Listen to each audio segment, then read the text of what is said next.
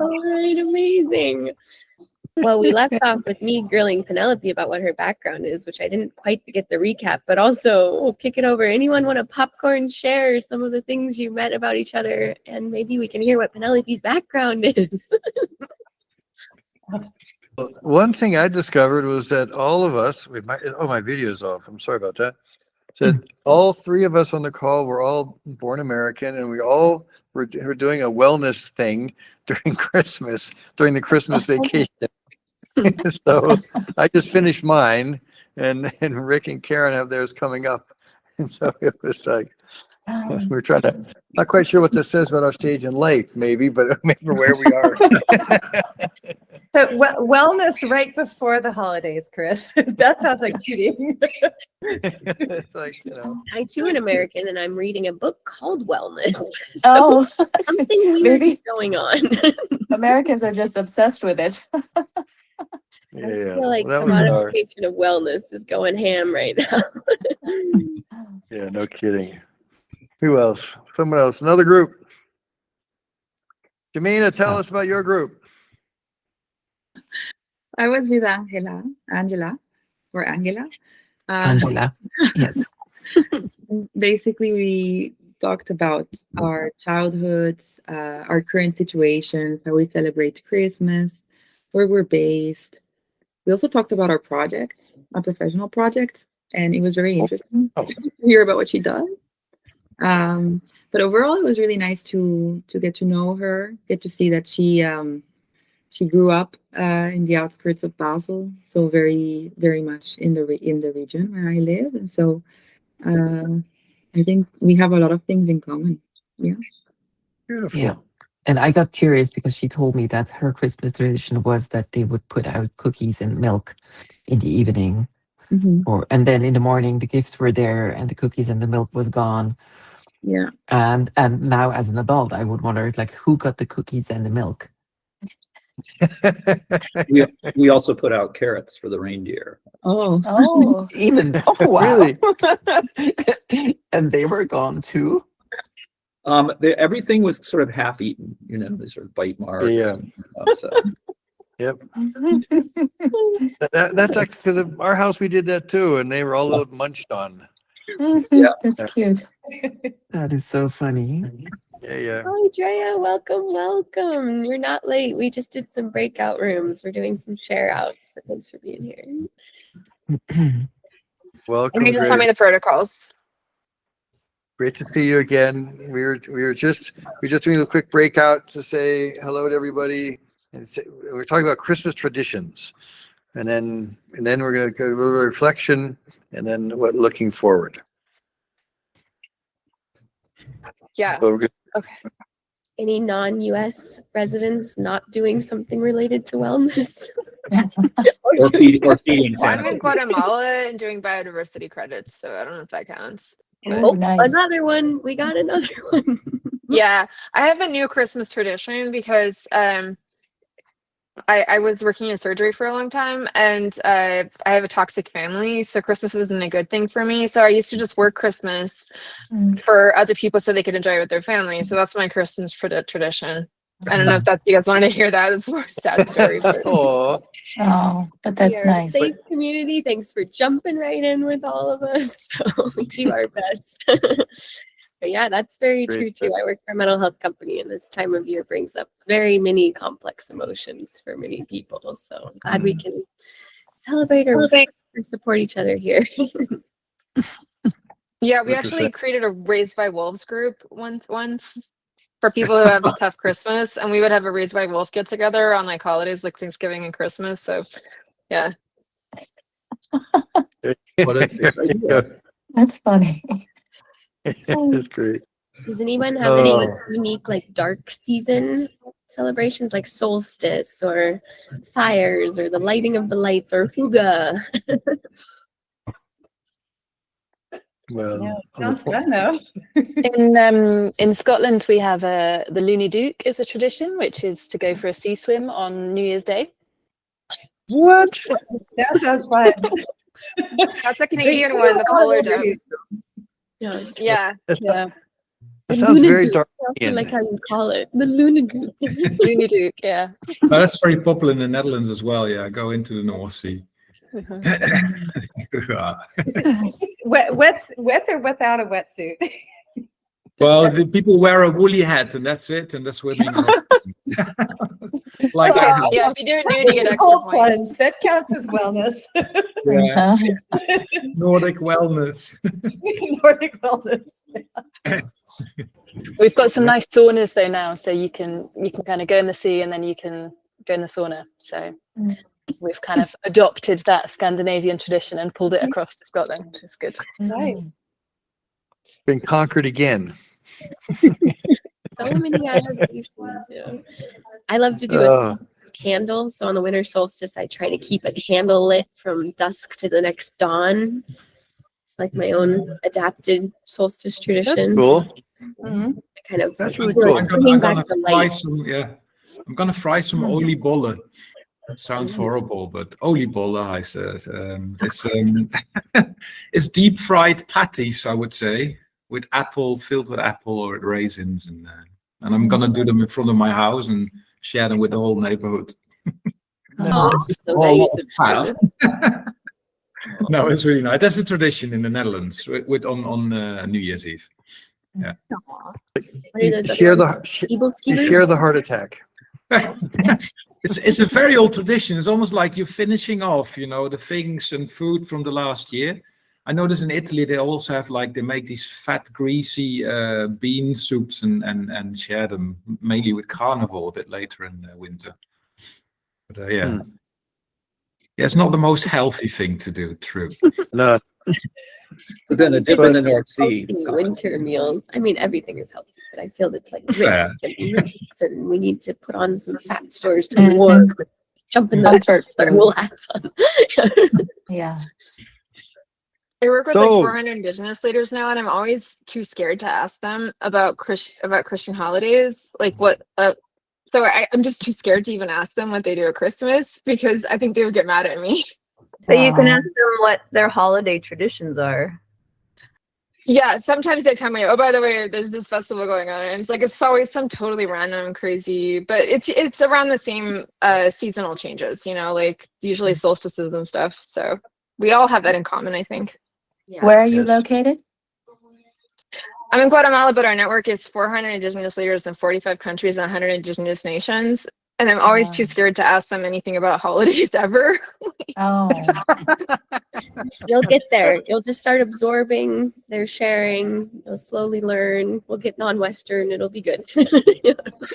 We actually made a rule, no cosmovision. So they're not. So the rule for the network is nobody's allowed to talk because they'll endlessly argue because one's from the sky people, one's from the river people, one's from the frog people, and they'll never get along. They've been arguing about it for 5,000 years. So none of that's supposed to be on the channel.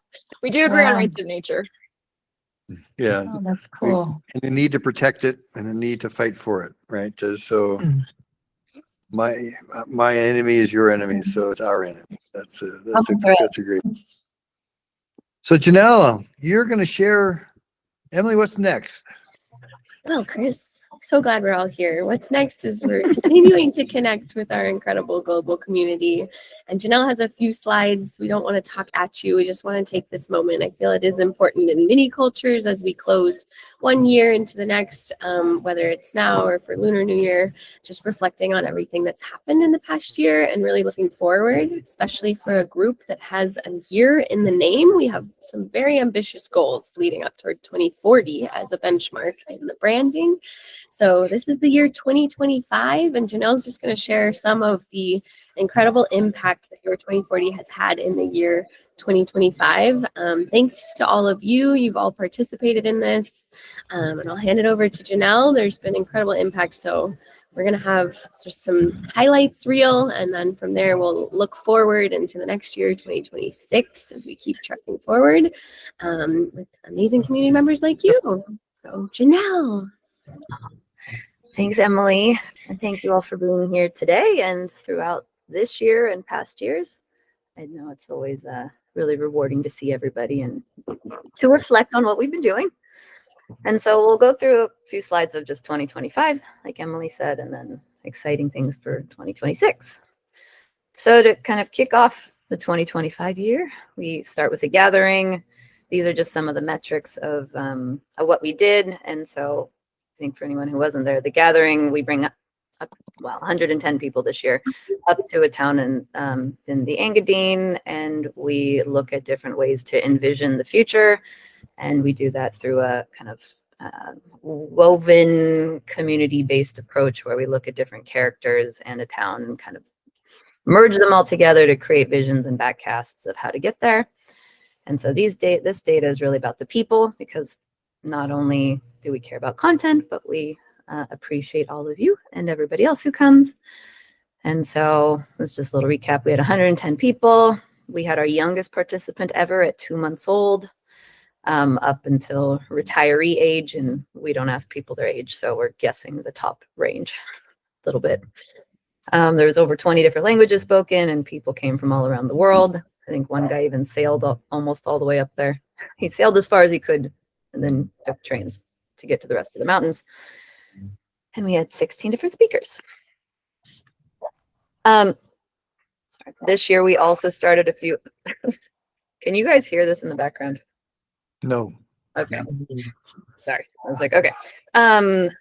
We also started some other new endeavors this year. And so one is a podcast. I don't know if any of you've heard it yet, but it's called Choosing to Matter.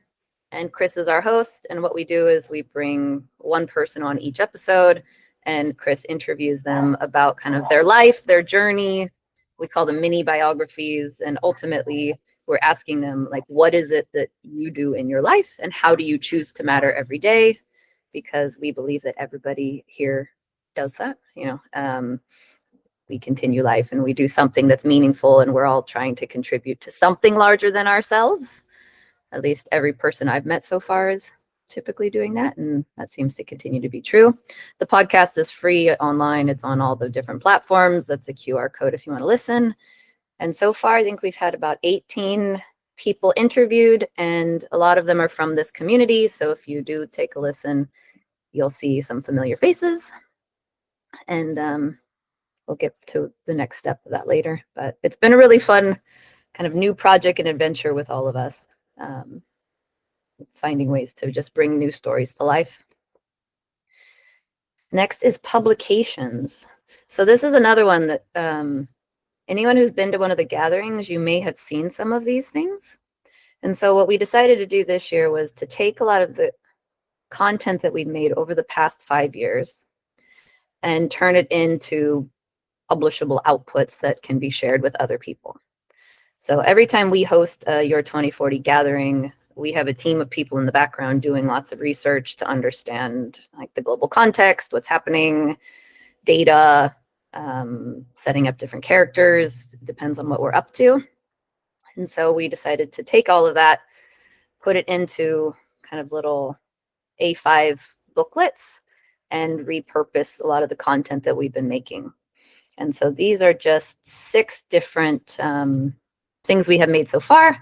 Kenny, who's on the call kind of quietly in the background, is the graphic design mastermind behind all of this and helped me pull the whole thing together. And we couldn't have done it without her. So thank you, Kenny. And then also, it's all online on our website. There's a little link at the bottom, but if you go to our2040.com, there's a publications page. And so, just a quick overview.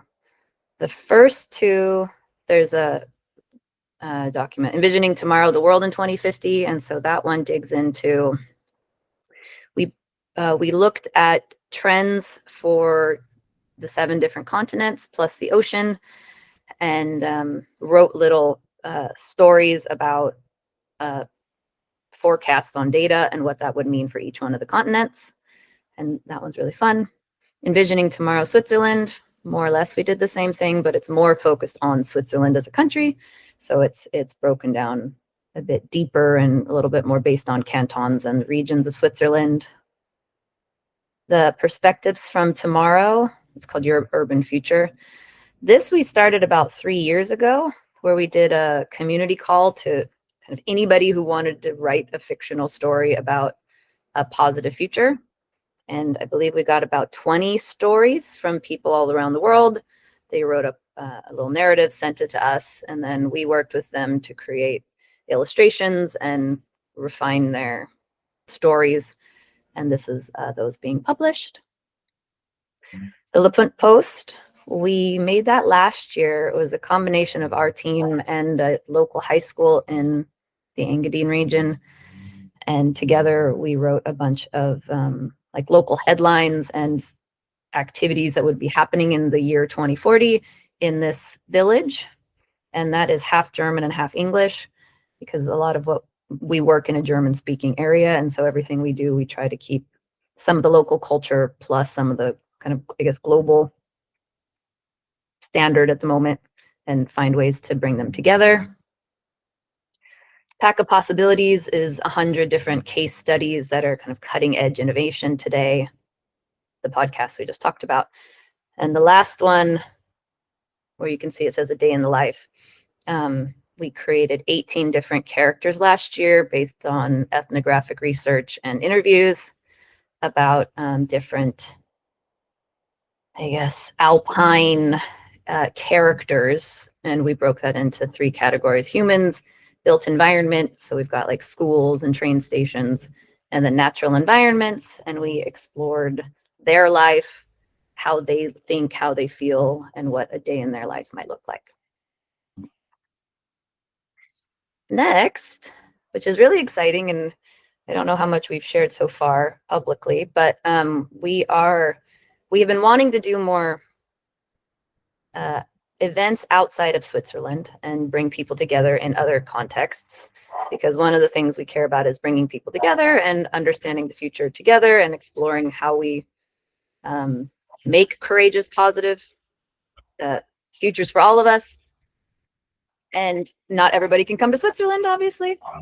So we held our first event outside of Switzerland, which was in Cincinnati, Ohio.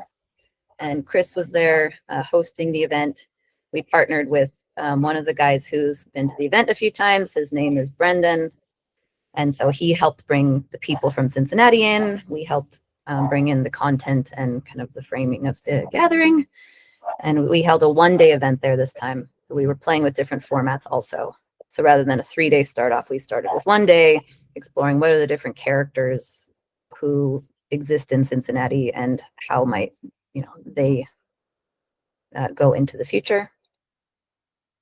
So let me just add, a really quick thing there. If you go back one slide, the Pack of Possibilities, I would encourage you, if you haven't seen it, everyone should take a look at it. It's 100 innovations which the team found, put together, that are all really quite cool, and a very beautiful, graphically rich format that is just fantastic. And some of them, I have to say, I didn't even know about, and I consider myself fairly well versed in this stuff. And it was really wonderful to see and just to think about what these could mean when they become more distributed, if they ever did, what they might mean. And again, they're free. They're there for you to download. And we go to Cincinnati. As Janelle said, we really want to be expanding and growing. And we got Andreas Volk is in Kenya right now with Juliet, talking about what we might be doing in Uganda into next year, the year after. We're also in Cincinnati. It was really wonderful to meet Brandon's community, and because I grew up in Cincinnati, and to see the city through his eyes, because we have 2 different, very different worldviews and experience views, and just to hear how they and his community and think about the city of my birth, but also how we work with different characters in a city setting instead of a little tiny village setting. And what do we do? So it's an exploration as we try to figure out how can this be meaningful to expand in different places in different ways. And Janelle is taking it to Edinburgh, or we're looking at taking it to Edinburgh in April next year. This is something we're hoping we're going to be able to do. And so we're very, very open for any dialogue with others who want to try to also bring it to other places. Thanks, Chris. So as Chris just said, we want to take your 2040 on the road and are starting to look at other places of where we could host these. Quick question. Yeah. Chris, sorry, I was on Yeah. mute. So sorry for stepping out of turn here, but That's all right. could you say a couple words about where you are with Kenya? Because I might have someone who you should meet down there. Can I ask if we'll put that on a hold, and because we'll have a whole Q&A at the end, and so there'll be time for you to touch base on that. Sure thing. Thank you. So it won't be too much longer. One of the other things we did this year was Emily and Kenny, who were hanging out. You guys have seen the two of them today. We've set up a new events platform, which has been really awesome. I assume that's how you all found us here today. And so that's been another kind of labor of love we've been playing with for the last 5 years, finding the right format on how to do this. So that's been really exciting for us. And then a quick 2026 preview. So that's kind of the year in review, some of the big stuff. There's lots of other little things that, we aren't presenting on, but a quick into 2026. We're planning to host the gathering this year. We're tweaking the date, and we're going to be looking at hosting it in the fall. We don't have the exact date yet, but I think it'll be early September. And the theme is, what did we call it, Chris? Beyond the Visible. And so we'll share more about that once we refine it a little bit, but it's more or less around, what happens in our daily lives that isn't visible. So what happens under the streets, what happens with the infrastructure, what happens inside of our bodies, the systems that we function in, and that kind of thing. And so digging into these variety of themes from personal to planetary. And this is just a quick overview of different things we're looking at. We're already starting now, but we're planning to do next year. So the podcast that we mentioned earlier, Choosing to Matter, will be starting to record season 2 in early next year. And so for us, that's really exciting to do another season. We'll be launching a second podcast, which is all of our stage talks of the last 5 years turned into podcast form. We're setting up a toolkit. So we brought on 2 new people who are really amazing guys. And they're taking the work we've done the last 2 years in LaPunt, the process that we ran Year 2040 with. Half was envisioning tomorrow, so creating visions, and then tomorrow envisioned, which is backcasting and actions. And we're taking all of that work and turning it into a toolkit, which will be 2 things. One is kind of a storybook telling the stories that you all helped us create. And the second half is more of we'll call it a playbook, which is kind of like a step-by-step process in case we or somebody else wanted to recreate this in their communities. As Chris mentioned, I'm looking at hosting an event in Edinburgh this year. Tentatively, that'll be in April, but I will announce that soon when we get the final date. And one more publication coming out around speculative futures. So we've been doing research on the Pack of Possibilities looks at case studies today. We've been doing some more foresight research on the world of tomorrow, given different climate scenarios, and what we'll call them speculative case studies, I guess, little snippets around the world of what could happen in different climate scenarios. And lastly, I think anyone who's been around knows, we're constantly, this year we've been playing with our business model a little bit and trying to find different activities and things we can do. And one of those has been leaning a little bit more towards strategic foresight, but also playing with a model where we can work with all of you, because all of you have different skills and strengths that are complementary, and setting up, I guess we'll call it like a collaborative consulting, for lack of a better term, but trying to find ways where, maybe we could work together, we could bring in projects and deliver different types of services to help us all be better prepared for the future. And very last one, so this is our community call for December. Each month is a little bit different, and this one has been run different than the last 12 months. Typically, we bring in an expert and share their knowledge of whatever they're doing, and maybe we have a little workshop. In January, so the 13th of January, we're planning on running a virtual workshop, and it's one that Chris and I ran last year at WEF for the Climate Hub, where we help people explore future storytelling. Okay, And I will pause now to Q&A. And I think, Penelope, you're up first. Yeah, no. Well, thank you for 1,000 other questions on the content and all the programs. My quick question was just about Kenya, because it sparked a thought bubble of someone I did a lot of work with in agriculture, who he's in Nairobi or outside of Nairobi. So there could be an interesting story there, but we could pick that up. Sure. So Penelope, they're there right now. Andrea and Juliet are together at this moment. Andrea was there last week talking with the Kenyan government about helping them to reestablish their spaceport. So they're trying to reestablish, and so I don't know any more than that at the moment.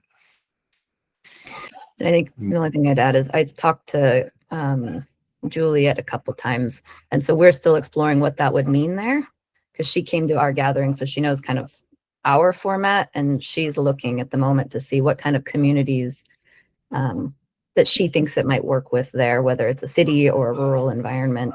So we're very early stages. And happy to expand more. Sounds exciting.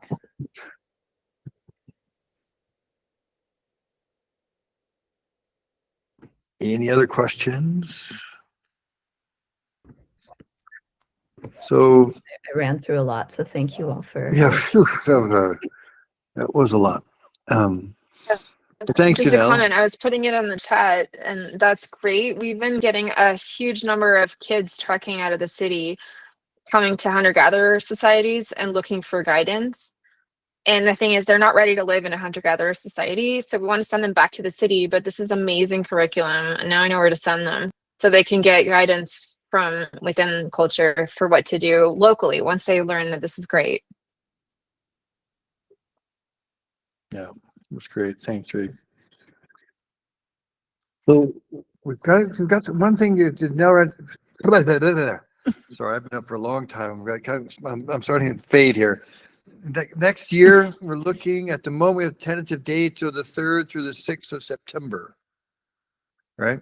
And that's Labor Day weekend for those who are coming from the States, and it's also before any of the school holidays, Switzerland, and all this kind of stuff. So we're trying to slip it into a good time when we know we can format it. As Janelle said, the theme is Beyond the Visible, from outer space to inner space. And the format's going to be changing. We're redesigning the format somewhat, and a little more information on that in the January meeting, but kind of put that in your calendar, starting on a Thursday, go all day Thursday, Friday, and then optional for Saturday and Sunday. That's where we're changing it a bit. Right? So that's that. And I'm super excited about, actually. The other really fun thing we've got going is Verena Greis last year was so excited about doing a non-carbon transportation to La Punt Pontresina. Right? So and we ride bikes from Zurich, from Basel, from Munich, to ride our bicycles all the way to La Punt, or walk or jog. Penelope's done this already once. You're Doing it cringing, again going, in June. right? But I'll do it as an e-bike. I'm not gonna do it with that one. But anyway, so but I'm super excited planning that. That's in the plan. We're gonna do probably a trial run in June, and for those who are around in June, and then do another one in September, just to see how it goes. So I'm actually pretty excited about it. And I don't think I ever could have done it. That'll add another week. Yes. No. How's the snow situation in June? The snow situation in June. Well, it could be snowy. Snow can be white. It could be brown. It could be black. But this is, with climate change, we're not going to have snow anymore. So it's okay. So usually, Just No, I'll say Penelope because we usually run the event in June. So typically there's not a lot of snow in June. Yeah.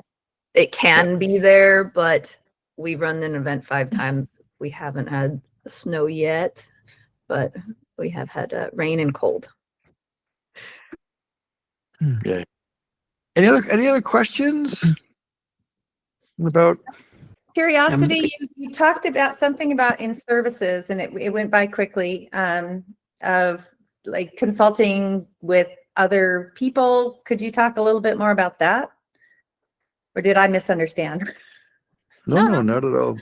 So right now I'm looking at, I'm looking at a few different things. I'm playing with different like business models. How can we make your 2040 more